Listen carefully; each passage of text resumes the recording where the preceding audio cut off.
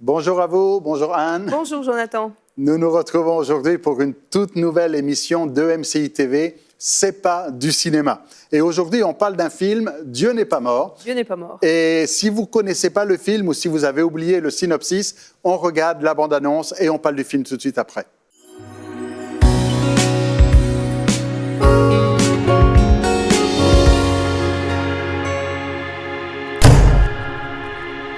Je suis le professeur Radisson, cours de philosophie, code 150, introduction à la pensée philosophique.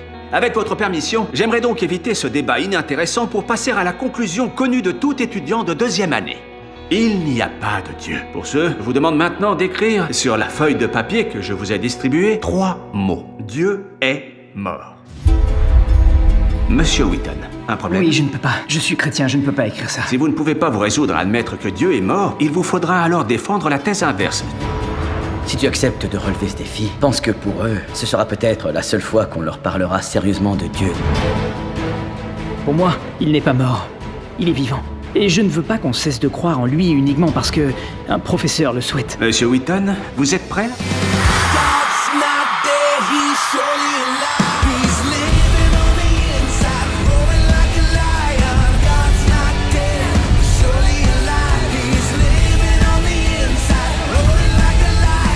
On a vu que la science ne s'y opposait pas. Elle confirme son existence. Vous le savez au fond. Ma question est très simple, professeur. Pourquoi est-ce que vous haïssez Dieu? Dieu n'est pas mort est un film américain assez récent. Il date de 2014 et il a été fait par Harold Kronk.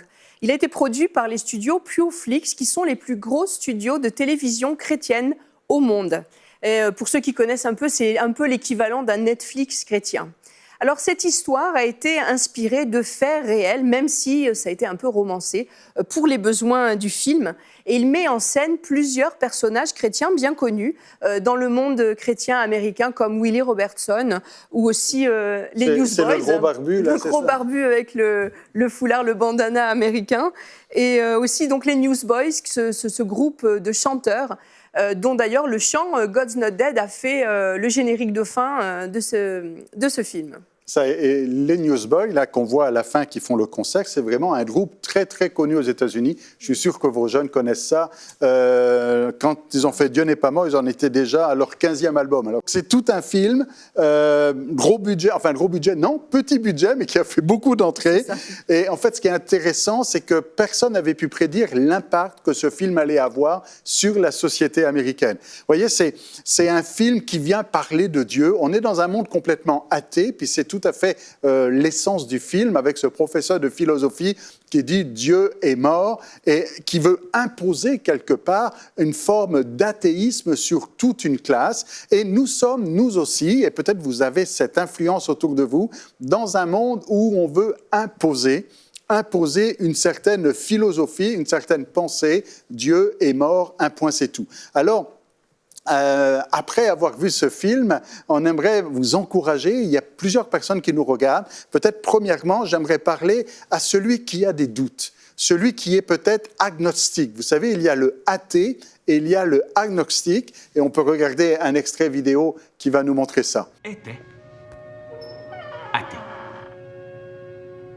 Du mot athéisme, apparu dans la langue française au XVIe siècle. Formé du grec théos, qui veut dire Dieu, et du préfixe a, qui, comme toujours en grec, veut dire sans. Tous les penseurs que j'ai cités ici ont donc en commun de s'être prononcés contre l'existence de Dieu.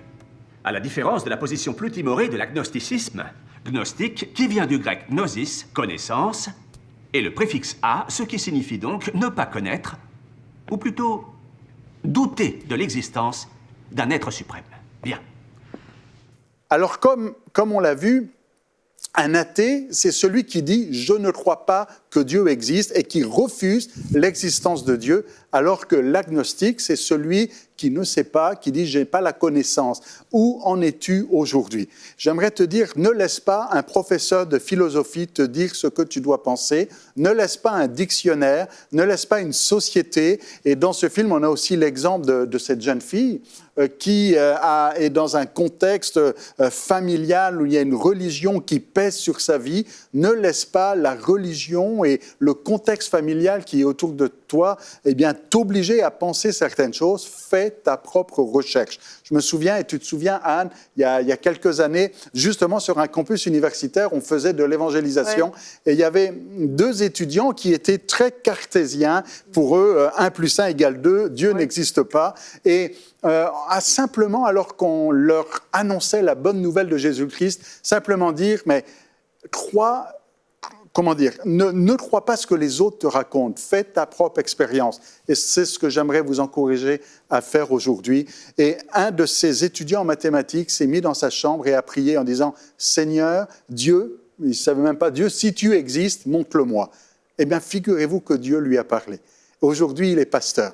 Alors, j'aimerais vous dire, ne laisse pas les autres te dire ce que tu dois penser, mais aujourd'hui, fais une simple prière. Dis, Seigneur Dieu, je veux croire ou je ne sais pas, mais parle-moi et d'une manière ou d'une autre. Tout comme on a pu le voir dans ce film, il va susciter, placer un témoin dans ta vie pour te montrer qu'il n'est pas mort et qu'il entend bien ta prière.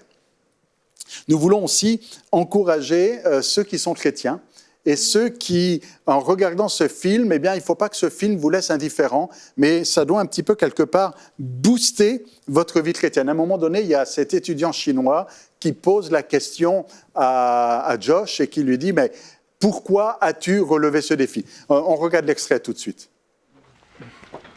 Ah, est-ce que je peux te poser une question ? Oui, bien sûr. Pourquoi est-ce que tu as accepté ce défi ?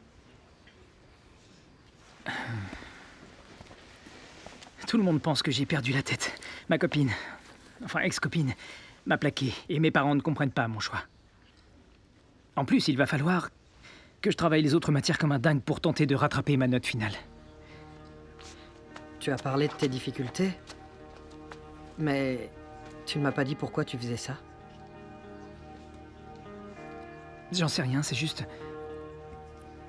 que je considère Jésus comme un ami. Alors, comme vous venez de l'entendre, eh bien, tout simplement, il répond « Parce que Jésus est mon ami ». Et oui, Jésus est notre ami. Et c'est pour ça qu'on doit aussi ne pas avoir honte de lui et puis le défendre dans des situations où on va le remettre en question.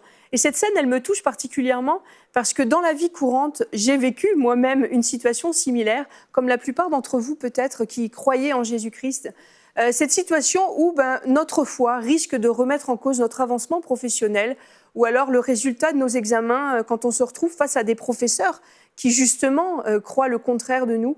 On a besoin de prendre position et d'ailleurs c'est ce que dit l'Évangile. Et d'ailleurs c'est le verset que donne le pasteur à Josh, il lui dit dans Matthieu 10, 33, « Quiconque me reniera devant les hommes, je le renierai aussi devant mon Père qui est dans les cieux. » C'est ça, si on a peur de confesser Jésus-Christ comme notre Sauveur, alors il y aura des conséquences éternelles aussi pour nous. On est amené en tant que chrétien à ne pas avoir honte de notre foi. Et dans le milieu professionnel, il va falloir assumer le fait qu'on soit chrétien ou pas. Et dans ce film, ce témoignage de Josh est vraiment émouvant parce qu'on se dit, ce jeune gars, quand même, il n'a pas peur.